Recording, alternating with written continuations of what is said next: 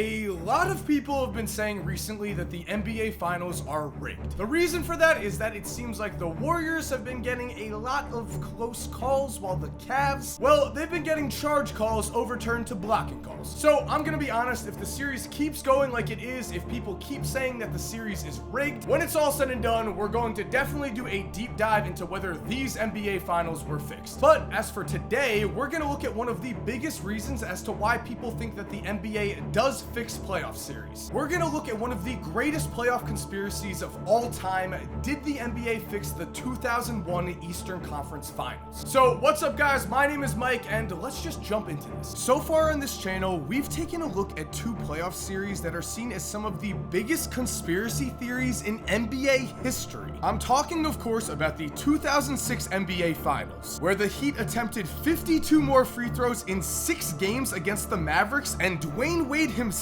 took 16.2 free throws a game, and the 2002 Western Conference Finals, where several questionable calls went against an arguably better Sacramento Kings team so that the Los Angeles Lakers could reach the finals. Now, the arguments for why these series were fixed were pretty convincing. If you want to watch the videos on them, I'll link them below. Just know that the biggest reason why people believe that the NBA fixes certain series is that the league wants the teams with the biggest fan bases and biggest name appeal, like the Los Angeles Lakers, to go as far as they can in the playoffs because more people would watch the games. That is exactly what many think happened in the 2001 Eastern Conference Finals between the Milwaukee Bucks and the Philadelphia 76ers. This was the 76ers team, of course, that Allen Iverson is credited with carrying to the NBA Finals, and it was those finals that saw Iverson drop a ridiculous 48 points as he carried the Sixers to a Game 1 win over the Lakers, literally stepping over Ty Lue in the process. But the thing is, it's possible that none of that should have happened, because when looking at this Bucks vs Sixers series, it is not exactly a stretch to say that Milwaukee outplayed Philadelphia and deserved to win if not for some help from the refs. This was a Bucks team that was led by a star in Ray Allen in what was arguably his best year, because we all remember Ray as one of the best shooters of all time, but this was also a Ray who was ultra athletic and focused more on having an all-around complete game. This was very apparent in 2001, as Ray would finish with the best PER of his career after averaging 22 points, 5.2 rebounds, and 4.6 assists a game. And in the playoffs, he would up those numbers and prove that he was a star capable of leading his team to the finals. What's more, the Bucks had two other all-star caliber players in Glenn Robinson and Sam Cassell, as well as several capable role players who made this team possibly the best team in the Eastern Conference. But of course, they would be denied their chance to play in the NBA Finals that year, as the Sixers would win under some very shady circumstances. Now, we are going to look at some of the exact calls that were made that many consider shady, but before we do that, let's just look at the straight facts. For one thing,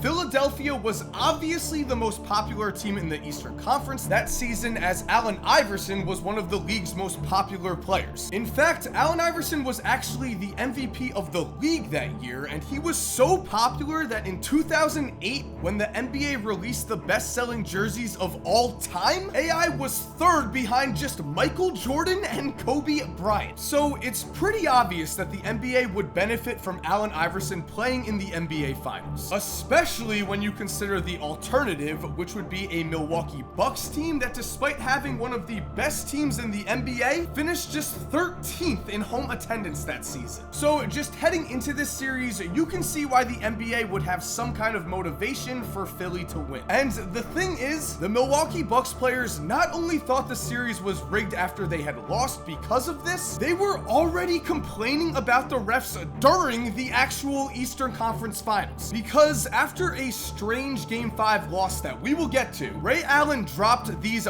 bombshells on the media. Ray said, "I think there's no question about that. The league as a marketing machine, the bottom line is about making money. It behooves everybody for the league to make more money, and the league knows that Philadelphia is going to make more money with LA than we would with LA. 9 times out of 10, when you have a referee, you know there's no biases. But in the back of everybody's minds, it's like Philadelphia and the MVP needs to play in the finals." Ray also would say that his family had been sitting near Commissioner David Stern, and that when Ray fouled AI on a drive but no foul was called, Stern, quote, "jumped up real mad like he was cheering for Philly." And when looking at the stats of the series, you can see why Ray Allen was so angry. By the time these 7 games were over, the Bucks would be called for 165 fouls compared to 122 fouls for the Sixers. Going further, Milwaukee was called for 11 technicals compared to just 2 for Philly, and the Bucks had 4 flagrant fouls while the Sixers had none. And to top this all off, the Sixers would take 186 free throws while the Bucks only took 120, and Glenn Robinson, Milwaukee's second best player, would not attempt a single free throw until game 5. Of course, all of this looks suspicious, which is why Bucks head coach George Karl would be fined by the league for saying that the NBA wanted the 76ers in the finals, and that 3 other NBA head coaches had called him and raised conspiracy concerns. But as they say, talk is cheap, so in order to really appreciate the conspiracy here, let's just take a look at the actual games. We're going to jump to game 4 here because it's in game 4, when the Bucks were playing at home with a 2-1 series lead, that things started to become very suspicious. In this game, Allen Iverson will take more free throws than the entire Milwaukee Bucks roster, and the following suspicious plays occur. By the way, sorry for the horrible quality, but this is all we've got. So everyone always looks at the end of game calls when calling for a fixed game, but early game calls matter too. For instance, with 8:43 left to go in the first, Sam Cassell gets called for a foul here. No idea how he's the one who committed a foul, but he'd pick up his second foul shortly after, which meant he'd now have to play less aggressive. Moving ahead a quarter, Jason Caffey gets called for an illegal screen that wasn't a foul, but it did wipe away a basket for the Bucks, and this is important because these fouls add up. Sure, 1 or 2 bad calls in the first and second quarter, maybe they don't look like they're that important, but when you break down the game overall, suddenly you have a game where the Sixers take 22 free throws and the Bucks take only 11. Regardless, let's now go to the fourth quarter, where it's a 3-point game and the Bucks need every basket they can get, which is why Glenn Robinson gets very angry when with 3:23 left, his arm seems to get hit, but no call is made. On the other end, Allen Iverson drives to the basket and gets an and one, even though when you look at every single replay angle, he is not touched on this shot, which actually helps this conspiracy a little more because the foul was called before the shot, meaning that AI, who would shoot 10 for 32 this game, was going to get free throws here on a huge possession even if he wasn't fouled on the shot. By the way,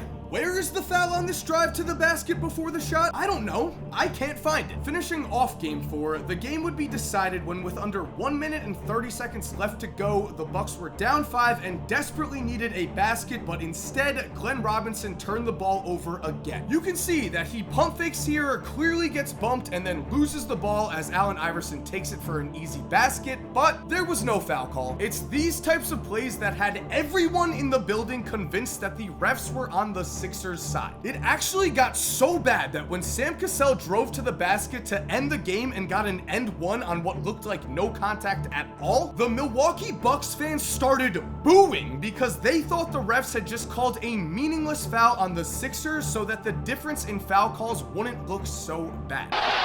Raja Bell, who didn't really mean any contact. But hey, these things happen. Maybe the refs just had an off game. So let's head to game 5, where things actually become more ridiculous. This game 5 will see the Bucks lose by 1 as the Sixers again shot 12 more free throws. And just looking at the start of the first quarter, you could see that the Bucks were not going to be getting the calls in this game. With around 9 minutes and 50 seconds left in the first, Scott Williams clearly goaltends a Mutombo shot, but is also called for a foul on one of the cleanest blocks I've ever seen. He then is called for an offensive foul on this screen the very next possession, which is again questionable, but now he has 2 fouls and has to go sit on the bench. Then, on the very next possession again, Ray Allen is called for a foul on Mutombo, and there's no replay here, but Ray is mad, and if we look closely and slow this down, you can see why. Because obviously, this play ends with both of Ray's hands on the ball, and even though it's a weird angle, you can tell that his hands never moved this entire time, so this is a jump ball. Instead though, we have 3 straight possessions with bad calls. That's how this game would start, so let's jump to the 4th quarter and see how it ends. With around 5 minutes and 31 seconds left to play, Jason Caffey is somehow called for a foul here, even though he basically does nothing at all, including playing defense. Moving on though, here is the stretch of bad calls that wins the Sixers the game and is the main reason why people say that Game 5 was fixed. With around 4 minutes and 15 seconds to go, the Bucks are up 2 and Ray Allen is clearly fouled here on the double team as he gets hit on the arm. There is no foul called though, of course, and the Sixers wind up on a fast break and the Bucks get called for a flagrant foul. Philadelphia would make both of the flagrant free throws, and so with the game tied, it's here that Aaron McKie makes an end one and the Bucks